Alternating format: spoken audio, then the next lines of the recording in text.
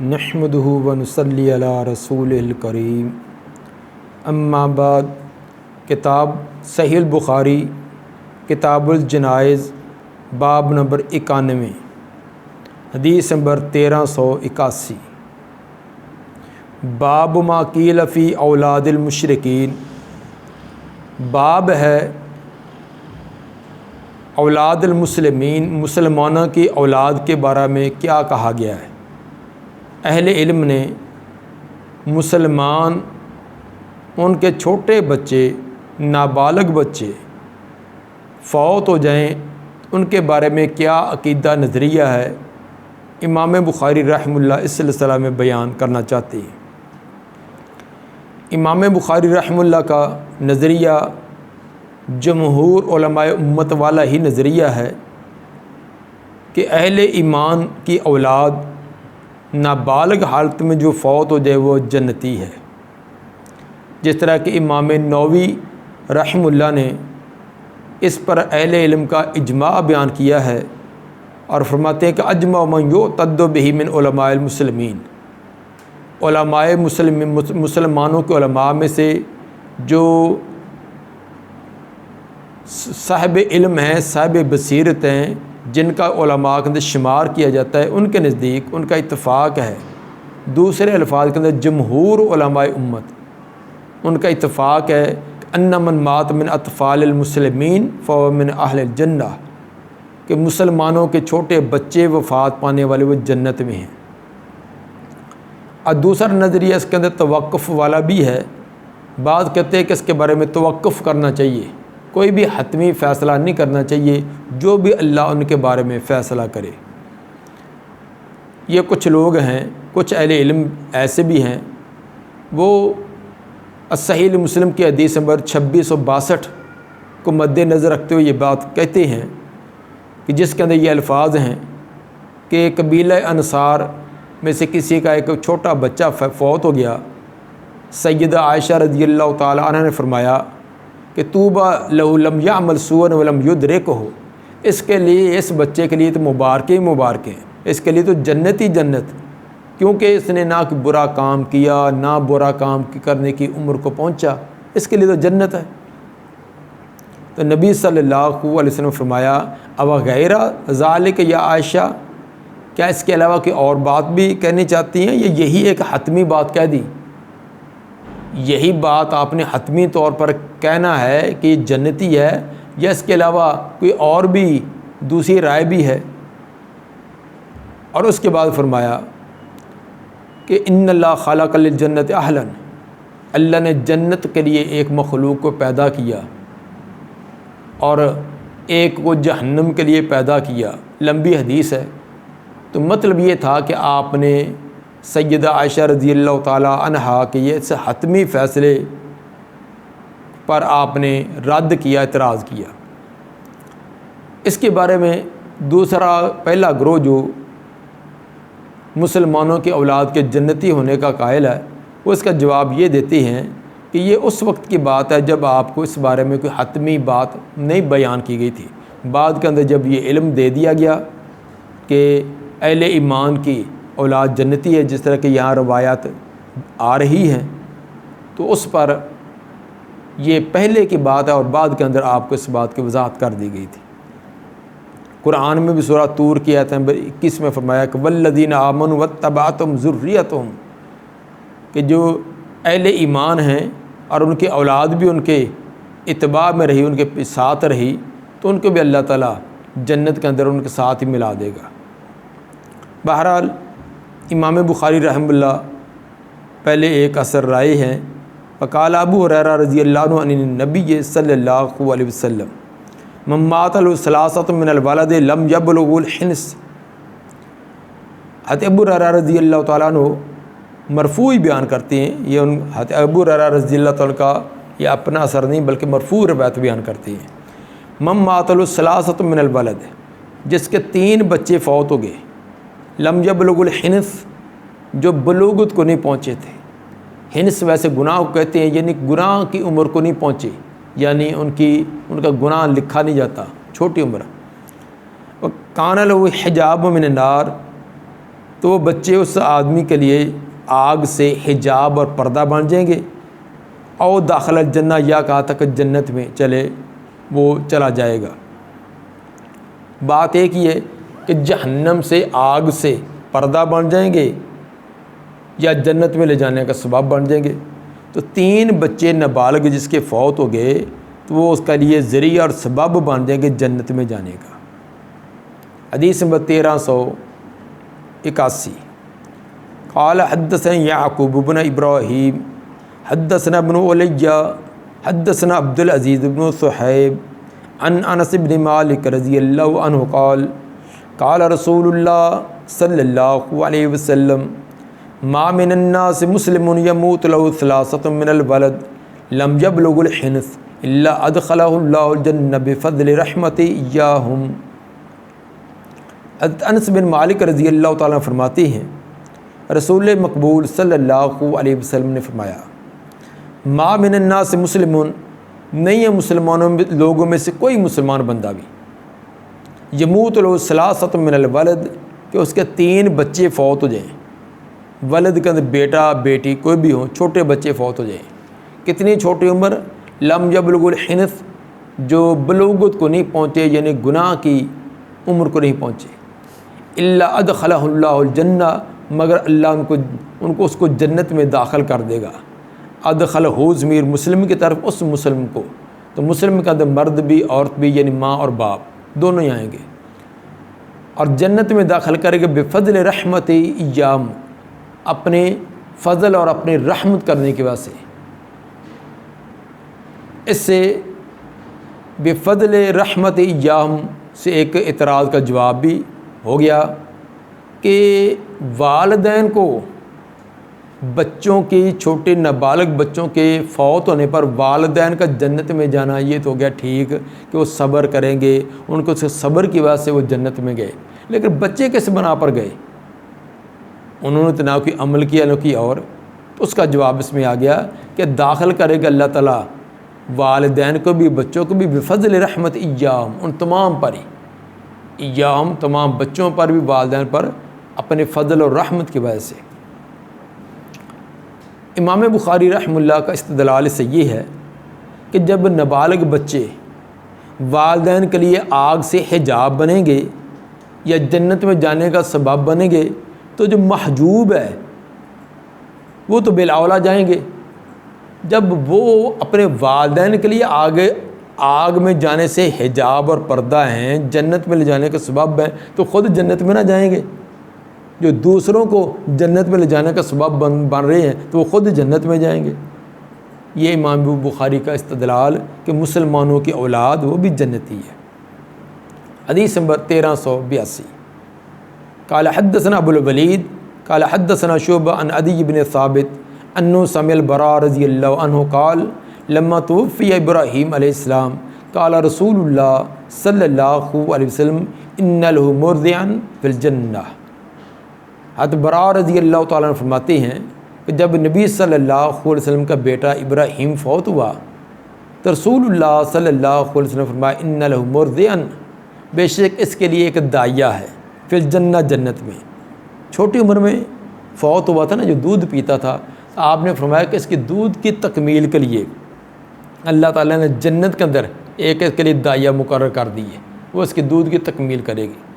یہ تمام اللہ تعالیٰ کے کام اسباب کے تحت ہے نا، جو اللہ نے فرمایا۔ ویسے تو اس کے دودھ کی ضرورت بھی نہ تھی، اس کے بغیر بھی ہو سکتا ہے، لیکن دنیاوی معاملات کے اندر ایک ذہن میں یہ آتا تھا کہ چھوٹا بچہ دودھ پیتا اور اس کی تکمیل رضاعت کی جنت کے اندر اللہ تعالیٰ نے ایک اسپیشل عورت مقرر کی ہے۔ اس سے بھی امام صاحب نے یہ ثابت کیا کہ جیسے نبی صلی اللہ علیہ وسلم کا بیٹا ابراہیم رضی اللہ عنہ چھوٹی عمر میں وفات پا گیا، تو اس کے لیے آپ نے کہ دودھ پلانے کے لیے ایک جنت میں عورت مقرر کی، تو صاحب خود بھی جنتی ہے۔ اسی طرح دیگر مسلمانوں کی اولاد کا بھی یہی حکم ہے۔ لیکن اولاد، چھوٹے بچے جنت میں جانے کا سبب بنیں گے، اس کے اندر 3 کا تذکرہ ہے، پیچھے روایت آئی تھی 2 کا بھی تذکرہ ہے، تو 2 بچے بھی اگر نابالغ حالت میں فوت ہو جائیں تو وہ بھی جنت میں جانے کا سبب ہے۔ لیکن اس کے لیے شرطیں بھی کچھ ہیں نمبر 1 عقیدہ، والدین کا عقیدہ صحیح ہو۔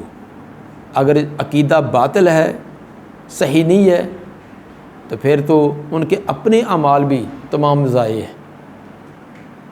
شرک کی وجہ سے، بد عقیدگی کی وجہ سے تو اپنی زندگی بھر کے اعمال ضائع ہو جاتے ہیں، تو دوسروں کے اعمال کا ان کو صلہ کیسے اور ان کا سبب کیسے بنے گے؟ اس لیے ایک تو عقیدہ، دوسرا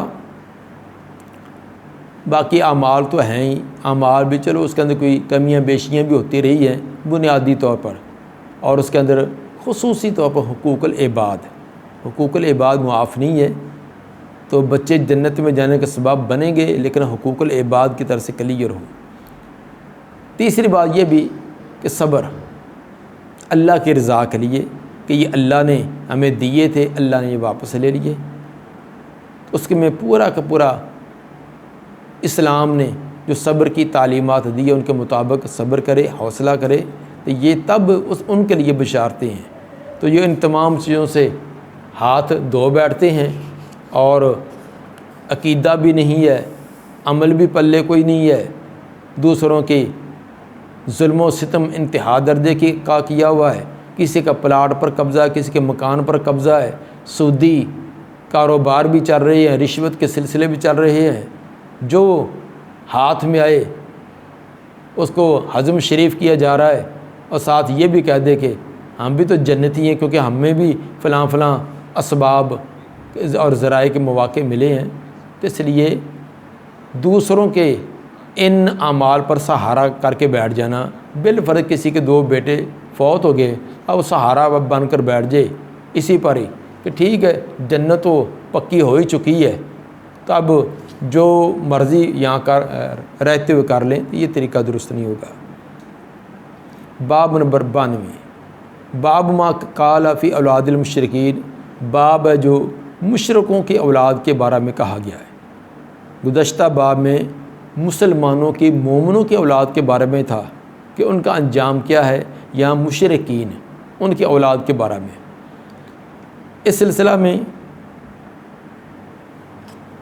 کہ مشرکین کی اولاد کے بارے میں کیا نظریہ، کیا عقیدہ ہے، اس کے اندر مسلمانوں کے، اہل ایمان کے، اہل علم کے کافی اقوال ہیں۔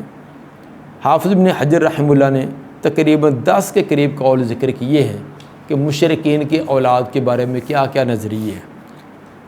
ان کو مختصر میں آپ کے سامنے بیان کیے دیتا ہوں۔ پہلا تو ایک جماعت کا نظریہ یہ ہے کہ وہ فی مشیت اللہ ہے، وہ اللہ تعالیٰ کی مشیت پر ہے، ہمیں اس کے بارے میں غور و خوض کرنے کی ضرورت نہیں، جو اللہ ان کے ساتھ معاملہ کرے گا۔ جس طرح عبداللہ بن مبارک، اسحاق میں راہوے اور امام حماد اور ان تمام کا عقیدہ یہی ہے کہ خاموشی اختیار کرے، اللہ کے سپرد کرے۔ دوسرا یہ ہے کہ انم تابع لآبائہم، وہ اپنے والدین کے تابع ہوں گے۔ والدین کے تابع ہونے کا معنی، اگر والدین جنتی ہیں، مسلمان ہیں تو وہ جنت میں، اگر والدین کافر ہیں تو وہ بھی انہی کے ساتھ ہی۔ جس طرح کہ حضرت نوح علیہ السلام کی دعا کا تذکرہ ہے کہ رب لا تذر علی الارض من الکافرین دیارا، اے اللہ کافروں کا ایک گھر تک، ان کا بچے تک نہ چھوڑنا۔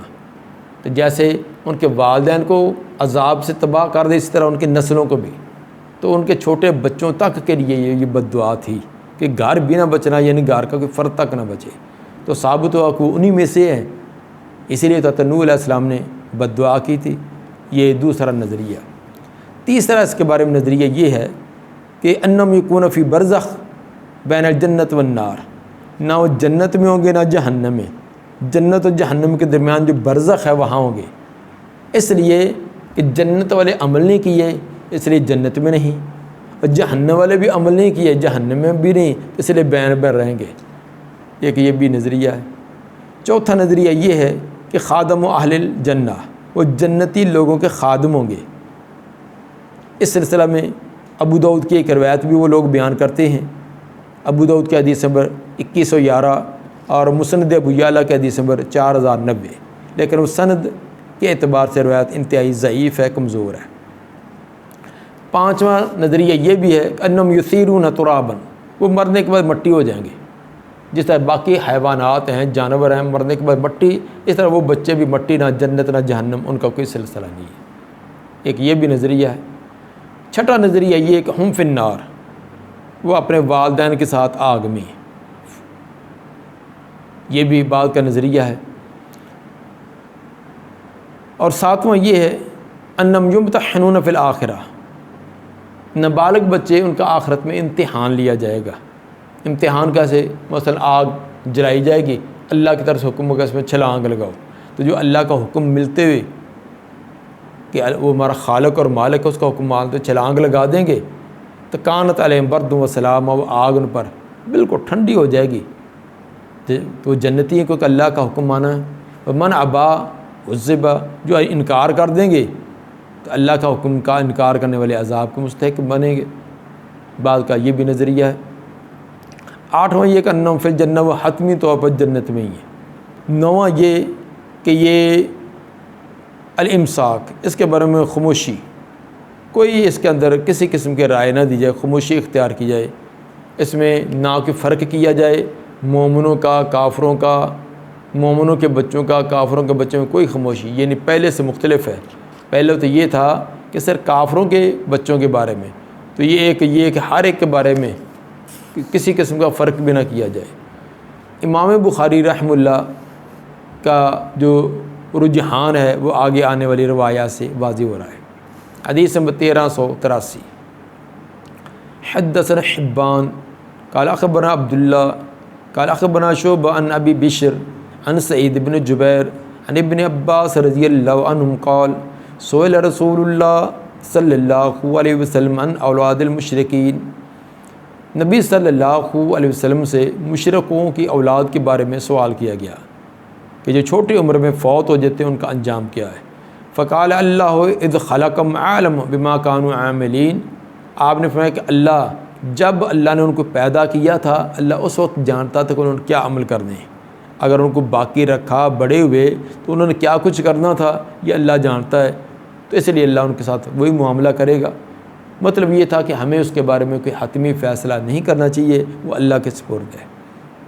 حدیث نمبر 1384، حدثنا ابو الیمان اخبرنا شعیب عن زہری قال اخبرنی عطاء بن یزید اللیثی انه سمع ابا ہریرہ رضی اللہ عنہ یقول سئل النبی صلی اللہ علیہ وسلم عن ذراری المشرکین، نبی صلی اللہ علیہ وسلم سے مشرکوں کی اولاد کے بارے میں سوال کیا گیا۔ فقال اللہ عالم بما كانوا عاملین، آپ نے فرمایا کہ اللہ خوب جانتا جو عمل کرنے والے تھے۔ مطلب یہ کہ ہمیں ایسے سوالوں کے اندر پڑھنے کی ضرورت نہیں ہے، اس کا ہمارے ساتھ کیا تعلق، یہ معاملہ اللہ کے سپرد ہے، اللہ جانتا انہوں نے کیا کچھ کرنا تھا، اس لیے ہمیں ایسی بحث کے اندر پڑھنے کی ضرورت ہی نہیں ہے۔ حدیث نمبر 1385، حدثنا آدم حدثنا ابن ابی ذئب عن زہری عن نبی سلمۃ بن عبد الرحمن عن ابی ہریرہ رضی اللہ عنہ قال قال النبی صلی اللہ علیہ وسلم کل مولود یولد علی الفطرہ، آپ نے فرمایا کہ ہر بچہ فطرت پر پیدا ہوتا ہے، فطرت سے ہمارا فطرت اسلام پر پیدا ہوتا ہے۔ کل مولود، ہر بچہ، وہ مسلمان کا ہے غیر مسلم کا ہے۔ پھر کیا آتا ہے فَأَبَوَاهُ يُحَوِّدَانِهِ أَوْ يُنَصِّرَانِهِ، پھر اس کے والدین اس کو یہودی بنا دیتے ہیں یا اس کو عیسائی بنا دیتے ہیں، اور یمجسانی، یا اس کو مجوسی بنا دیتے ہیں۔ خود بچہ فطرت پر پیدا ہوتا ہے، جس طرح کہ قرآن نے فرمایا سورہ روم کی آیت نمبر 30 میں فطرت اللہ التی فطر الناس علیہا، اللہ کی فطرت جس پر اللہ نے لوگوں کو پیدا کیا تو وہ فطرت اسلام، یعنی ہر بچہ مسلمان کا یا غیر مسلم وہ فطرت اسلام پر پیدا ہوتا ہے۔ پھر اس کے والدین اس کو یہودی ہیں تو یہودی بنا دیا، عیسائی والدین ہے تو عیسائی بنا دیا، مجوسی ہے تو مجوسی، جس بھی نظریے کے وہ پیروکار ہیں اسی طرح بچے کو بناتے ہیں۔ فی نفس ہی بچہ فطرت اسلام پر، کمثل البہیمہ، جس طرح کہ چپایا ہے، تنتج البہیمہ، وہ بچے کو جانتا ہے، حل تری فیہا جدعا، کیا اس کے اندر آپ کے کان کٹا یا کہ اس کا اور عضو کٹا ہوا پاتے ہو؟ جیسے جانور بچہ دیتا ہے، بھیڑ بکری گائے بھینس ان کا بچے ہوتے ہیں تو وہ کان کٹے یا کوئی اور ان کے اوپر کوئی کٹ وغیرہ کا نشان نہیں ہوتا تو صحیح سلامت ہے، اکثر اسی طرح ہوتا ہے۔ بعد کے اندر ان کے جو مالک ہیں کسی کا کان چیر دیا فلاں دربار کے نام کا، فلاں سرکار کے نام کا، کسی کے کان میں سوراخ کر دیا، کسی کا کان آگے سے چیر دیا، کسی کا پیچھے سے، یہ مختلف ان کے عقیدے تھے۔ کسی فلاں دربار کے نام کا مختص کرنا تو اس کے کان میں سوراخ کر دیا، یہ علامت ہے کہ یہ فلاں دربار کا ہے۔ آگے سے چیر دیا تو یہ فلاں دربار کے نام کا، پیچھے سے چیر دیا اور کا، درمیان سے دو حصے میں کر دیا، اور یہ مختلف انہوں نے اپنے آستانے گدیوں درگاہوں کے نام پر وقف کرنے کے طریقے بنائے ہوئے تھے۔ تو بہرحال جس طرح یہ کانوں کو چیر کر غیر اللہ کے نام پر مختص کرنا یہ بعد میں انسانوں کا کام ہے، اللہ تعالیٰ نے ان کو فطرت پر ٹھیک صحیح سلامت پیدا کیا۔ اسی طرح صحیح بچہ جو ہے وہ فطرت اسلام پر پیدا ہوتا ہے، اس کے والدین پھر اس کو کسی غلط عقیدے اور نظریے کے حامل بنا دیتے ہیں۔ تو اس امام بخاری رحمہ اللہ نے یہ روایات بیان کر کے اصل کے اندر یہ توقف والی ہے نظریہ اس میں اپنایا ہے کہ مشرکین کے اولاد کے بارے میں ہمیں قرید کرنے کی ضرورت نہیں ہے، جب اسلامی تعلیمات کے اندر اس کی کوئی وضاحت اور صراحت نہیں ہے۔ آپ سے سوال بھی کیا گیا، آپ نے فرمایا یہ اللہ کے سپرد ہے، اللہ کو پتہ تھا انہوں نے کیا کچھ کرنا ہے، تو گویا کہ آپ نے بھی اس کا کوئی واضح جواب نہیں دیا، اور نہ ایسی چیزوں کے اندر پڑھنے کی کوئی گہرائی میں جانے کی ضرورت ہے۔ ہاں مسلمانوں کے بارے میں بات بتلا دیا، مومنین مسلمانوں کے اولاد کے بارے میں وضاحت کر دی، غیر مسلموں کے بارے میں ہمیں قرید کرنے کی ضرورت نہیں، وہ اللہ کے سپرد ہے۔ تو ایسی باتیں جس کے اندر شریعت نے کوئی وضاحت اور صراحت نہیں کی تو ہمیں بھی اس کی گہرائیوں میں جانے کی ضرورت نہیں ہوتی، اللہ کے سپرد کرنا چاہیے۔ باقی اپنا عقیدہ اپنا عمل اس کو درست کریں، اپنے صوم و صلات کی پابندی کریں، اس طرح کے مسائل کے اندر اپنا وقت کا صرف کرنا، اور اس کے اندر بال کے کھال اتارنا، تو یہ بعض لوگوں کو ایسے شغل بنے ہوتے ہیں وہ اس طرح کے مسئلے بلکہ علماء کو کے لیے اڑانیاں پوچھتے رہتے ہیں کہ کس طرح پھنسائیں صحیح، تاکہ پتہ چلے کہ ہم بھی کس صاحب علم ہیں، ہمارا بھی کوئی مطالعہ ہے، اگرچہ طریقہ ان کو وضو کرنے کا نہیں آتا، استنجا کا پتہ نہیں ہے، غسل کا پتہ نہیں ہے۔ اس طرح کے سوالات کے اندر وہ بڑے جرتیں کرتے ہیں، بڑے طرح طرح کے سوالات شیئر کرنے کی کوشش کرتے ہیں۔ دعا ہے اللہ تعالیٰ صحیح عقیدہ ہمیں نصیب فرمائے، اور اگر خدا نہ خواستہ کسی کا کوئی بچے فوت ہو گئے ہیں تو ان کو صبر عطا فرمائے۔ یہ یقیناً ایک بہت بڑی ایسے لوگوں کے لیے ایک بشارت بھی ہے، اور ان کے حوصلے کو بڑھانے والی اور ان کو ہمت دلانے والی یہ احادیث بھی ہیں کہ اگر چھوٹے بچے 1 2 یا 3 فوت ہو گئے تو یہ تو بہت بڑی بشارت ہے، ایک کے بارے میں کوئی صراحت تو نہیں ہے، اگر صبر کیا جائے تو یقیناً اس کا بھی ایک بڑا اللہ درجہ دے گا۔ سبحان ربک رب العزت عما یصفون وسلام علی المرسلین الحمد للہ رب العالمین۔